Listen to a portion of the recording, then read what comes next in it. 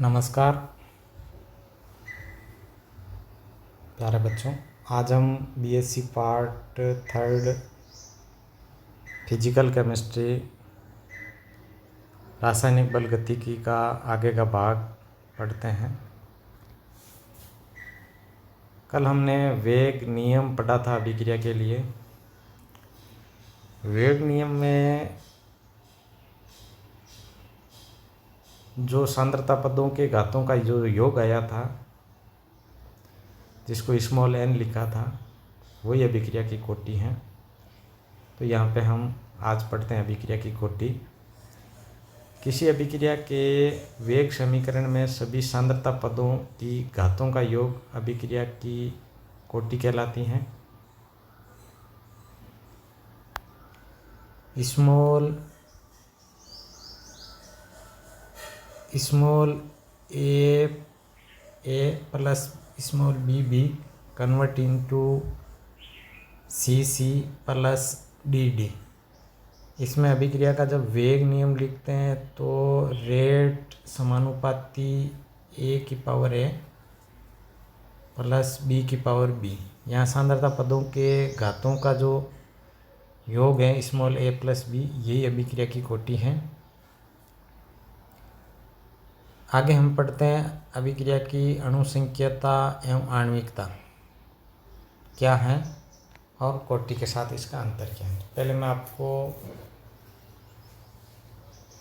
अणुसंख्यता या आणविकता किसको कहते हैं, जैसे एक अभिक्रिया लिखी हुई हैं और संतुलित अभिक्रिया लिखी हुई हैं, उसमें अभिकारक अणुओं के जो स्टोइकियोमेट्रिक गुणांक है, सैद्धांतिक रूप से जो गुणांक लिखे गए हैं, वही अणुसंख्यता या आणविकता है।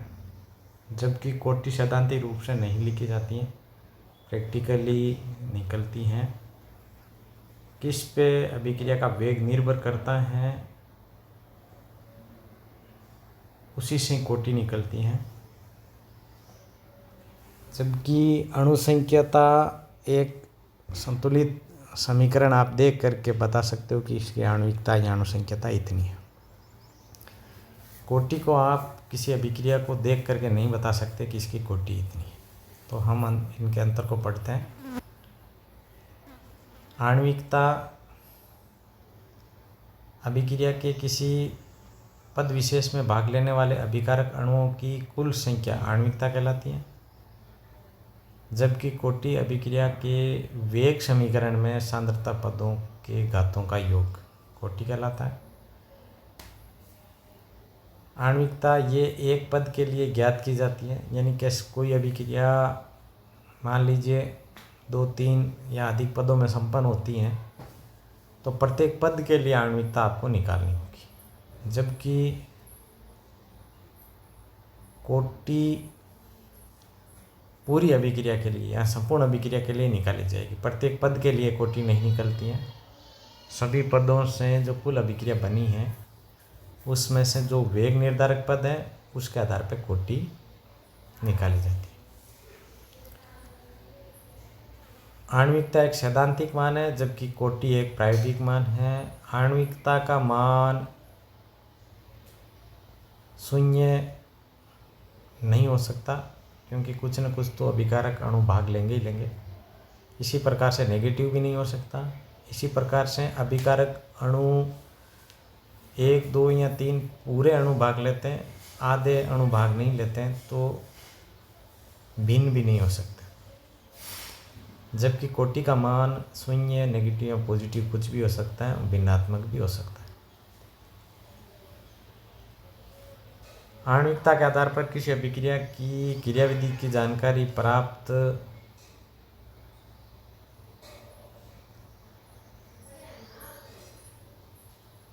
नहीं होती हैं, जबकि कोटि के आधार पर क्रियाविधि की जानकारी प्राप्त होती है। जैसे एक सिंपल अभिक्रिया यहाँ पे लिखी हुई है, अमोनिया का विघटन है 2NH3 कन्वर्ट इनटू N2+3H2। तो इसमें अभिक्रिया देख करके आप इसकी अणुसंख्यता तो 2 बता सकते हैं, लेकिन कोटि 2 नहीं होगी। प्रायोगिक रूप से जब इस कोटि का निर्धारण किया जाता है, तो इसका वेग नियम में वेग समानुपाती n⁻³ की घात 0, यानी ये शून्य कोटि की अभिक्रिया है। नेक्स्ट, अब हम पढ़ते हैं शून्य कोटि की अभिक्रिया।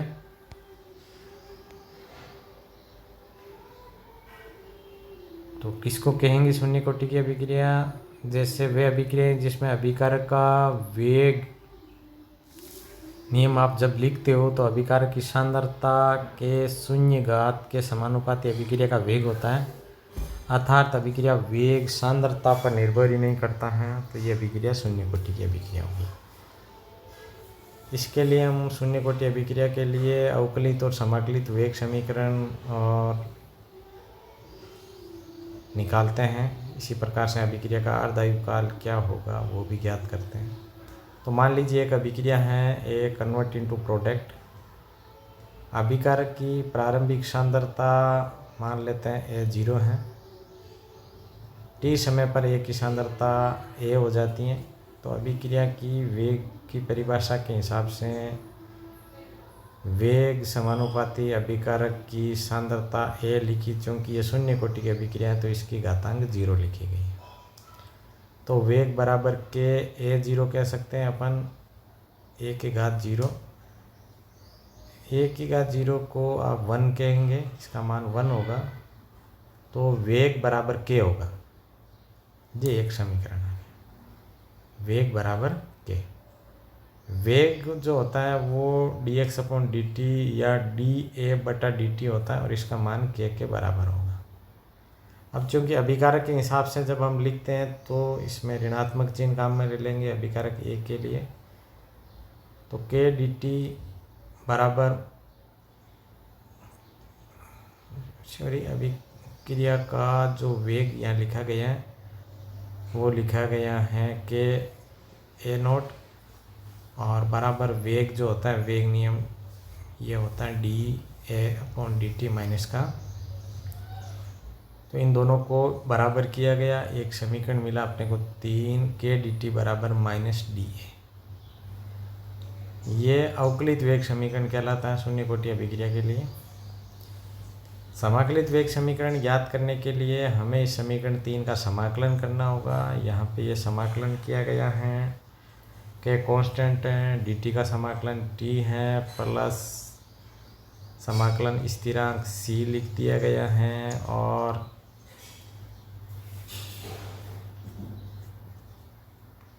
dA का समाकलन a कर दिया गया। अब इसमें c का मान निकालने के लिए हम प्रारंभिक जो शर्त है वो लगाते हैं। t0 पर a बराबर a0, इससे c का मान a0 आ गया और इसका मान यदि यहाँ लिखते हैं और लिख करके इनको पक्षांतरण करते हैं तो k का मान यहाँ पे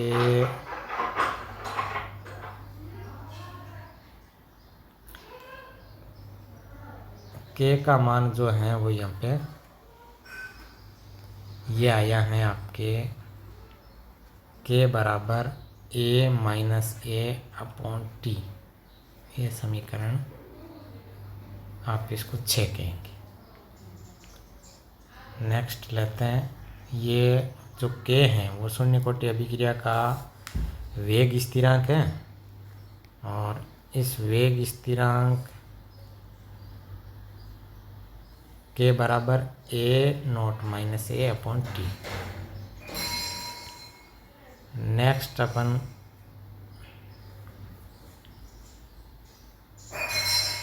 a0 बराबर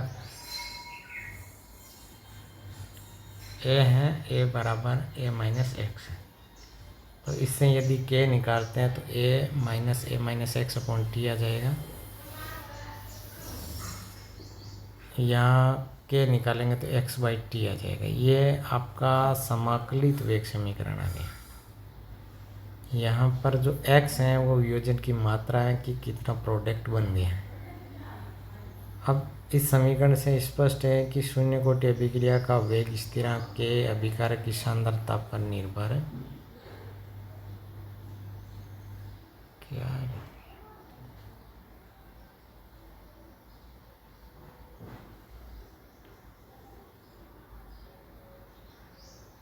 कर रहा है। के बराबर x/t। रेट और सांद्रता के बीच में ग्राफ खींचा गया है। ए और टी के मध्य ग्राफ y/mx रूप में आया। सांद्रता टाइम के बीच में ग्राफ आया।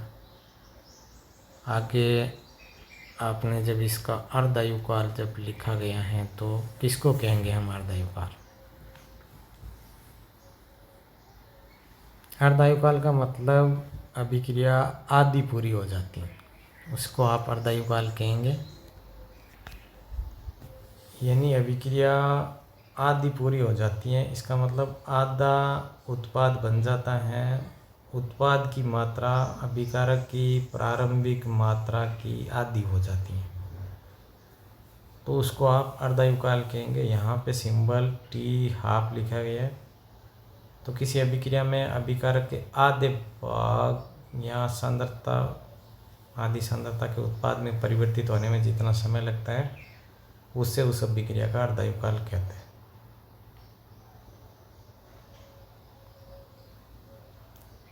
तो जो समीकरण पीछे 6 था उससे यदि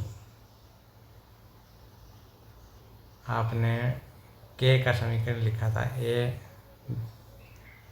A0 माइनस A/T है, तो आप A को A0/2 करेंगे यदि, तो यहाँ पे के बराबर A0 माइनस A0/2 किया और टी की जगह पे टी हाफ किया, तो ये समीकरण आया। और इस समीकरण में के बराबर A0/2/T हाफ है। इसे टी हाफ के लिए निकालेंगे तो के नीचे आ जाएगा यहाँ पर वज्र गुणन से, तो टी हाफ बराबर A0/2 के, ये समीकरण आ गया। इस समीकरण से स्पष्ट है कि शून्य कोटि अभिक्रिया का अर्धायुकाल अभिकारक की सांद्रता के समानुपाती होता है। तो आज हमने शून्य कोटि अभिक्रिया का अर्धायुकाल पढ़ा। इसी प्रकार शून्य कोटि अभिक्रिया के लिए अवकलित और समाकलित वेग समीकरण पढ़े। अभिक्रिया की कोटि और आणविकता में अंतर पढ़ा। तो ये PDF आपको मिल गए हैं। इसमें क्वेश्चन जो बन रहे हैं वो अभिक्रिया की कोटि क्या है ये बन सकता है। अभिक्रिया की अणुसंख्यता और कोटि में क्या अंतर है, आप इस प्रश्न ये बन गया। शून्य कोटि अभिक्रिया के लिए या ऐसे पूरा प्रश्न बन सकता है। शून्य कोटि अभिक्रिया क्या है, इसके लिए समाकलित एवं अवकलित वेग समीकरण लिखिए। या प्रश्न पूरा बन सकता है शून्य कोटि अभिक्रिया के लिए अवकलित समाकलित वेग समीकरण और इसके अर्धायुकाल की गणना कीजिए। ये आपके लिए असाइनमेंट है। Thank you.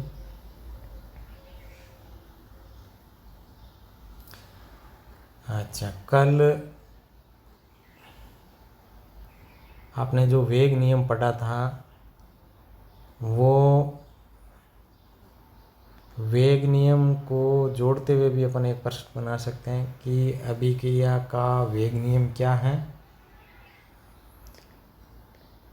शून्य कोटि अभिक्रिया के लिए वेग नियम लिखिए एवं शून्य कोटि अभिक्रिया के लिए अवकलित व समाकलित वेग समीकरण ज्ञात कीजिए। अथवा इसका एक प्रश्न बन सकता है कि यहाँ पे देखो टी हाफ लिखा गया है अर्धायुकाल A0/2 के, तो ऐसे भी हो सकता है। सिद्ध कीजिए कि शून्य कोटि अभिक्रिया के लिए टी हाफ A0/2 के होता है, या फिर यहाँ पे ऐसे हो सकता है कि A0 क्या है, अभिकारक की प्रारंभिक सांद्रता है। तो प्रश्न ये भी बन सकता है कि शून्य कोटि अभिक्रिया का अर्धायुकाल आपके A0 पे डिपेंड करता है, सिद्ध कीजिए। तो इस प्रकार से इसको न्यूमेरिकल टाइप से आपको ये डेरिवेशन करना है। थैंक्स।